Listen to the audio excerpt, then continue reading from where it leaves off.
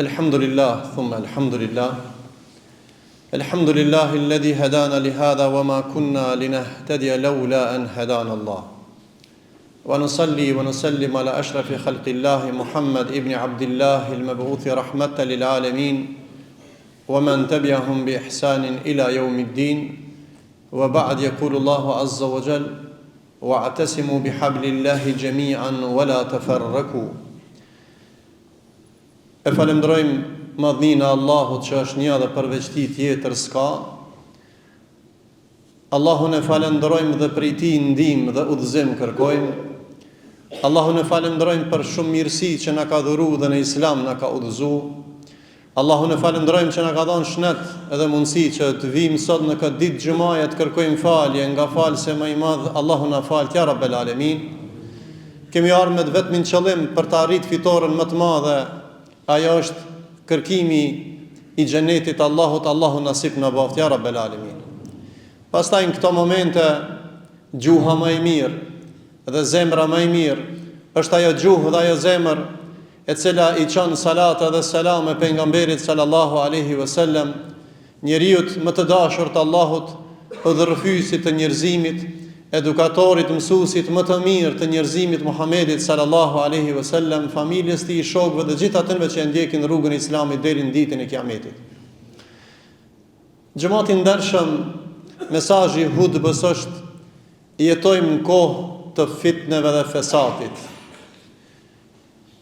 Si të mbrohemi nga fitnet dhe fesati në të cilën përballemi çdo ditë. Edhe ka shumë njerëz që vinë me një depresion shumë të lartë, duke u ankuar për telashet që vinë nga faktori njeri, që vinë nga faktori zullumçar. Allahu thënë në Kur'an: wa aktharuhumul fasiqin. Shumica e njerëzimit janë fasika. Prandaj çdo herë kvaliteti është më pak se kvantiteti. Allahu ty të ka zgjedhur me qenë pjesë në xhami. Allahu ty të ka zgjedhur mi thonë Allahut: innal ladhina qalu rabbuna Allah, Allahu është Zoti jon. Allahu ty të ka zgjedhur mi thonë: rabbana ighfirli wa liwalidayya wa lilmu'minina yawma yaqumul hisab. O Allah, falem mu, prindërit e mi dhe gjithë besimtarët. Derisa jenë përpunim të fjalëve të Zotit dhe i praktikon, jenë në rrugën e duhur. Fjalën e kemi kur njerëzit lodhen nga fesati, kuj na dytë më drejtu? Kur është pak i smut, shkon te doktori am, i përgjithshëm. Kur është pak më i smut, shkon te një specialist më i madh. E kur shkon te një tjetër, ka një hall, shkon te ai. E unë mendoj se më shumë ti ne që kemi nevojë në kohë të fitneve, kemi nevojë porosin që e lexova në fillim të hutbës: wa'tasimu bihablillah. Edhe kapni për litarin e Allahut, ai është Kur'ani dhe Sunneti, ilaç për çdo smundje, ilaç për çdo depresion, ilaç për çdo shqetësim, ilaç për çdo ngatrrezë dhe telashe që ti jeton në shoqërinë e keqe. Kur them shoqëri e keqe, flas ata që largohen nga Kur'ani dhe Sunneti janë më të këqit, e ata që kapen për Kur'an dhe Sunnet janë më të mirët. Ata do të mbrohen nga fitnet. Prandaj në kohë të fesadit dhe fitneve, besimtari mbrohet vetëm duke u kthyr themeleve kryesore. Ajo është fjala e Allahut dhe është fjala e pejgamberit sallallahu alaihi wasallam.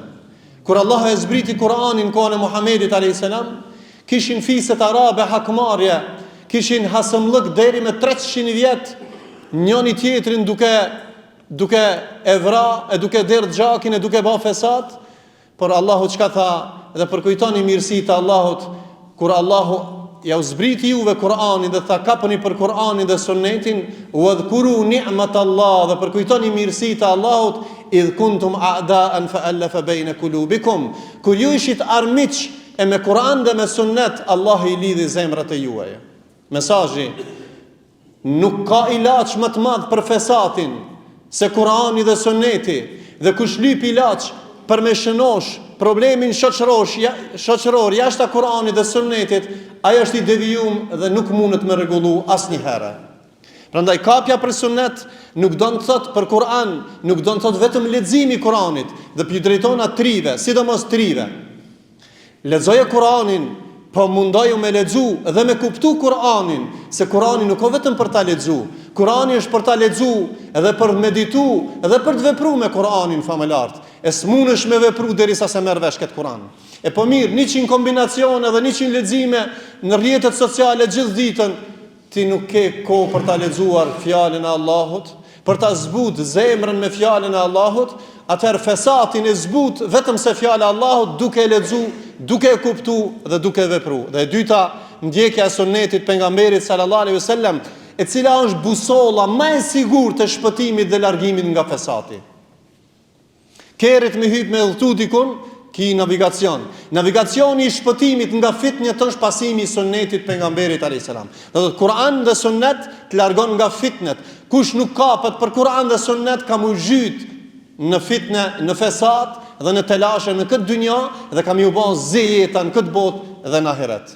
E dyta, porosia që është mbrohemi nga fitnet.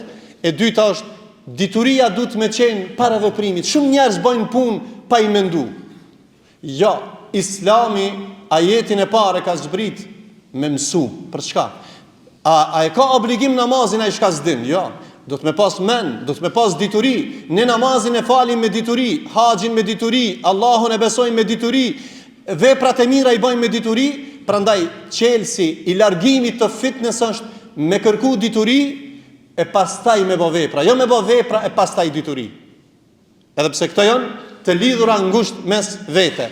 Mos u fut në debate kur kish telashe. Valla un po du me pajtu filanin me filanin, aty kryet kërkun se ki. Ti nuk din mi lidh zemrat e njerëzve.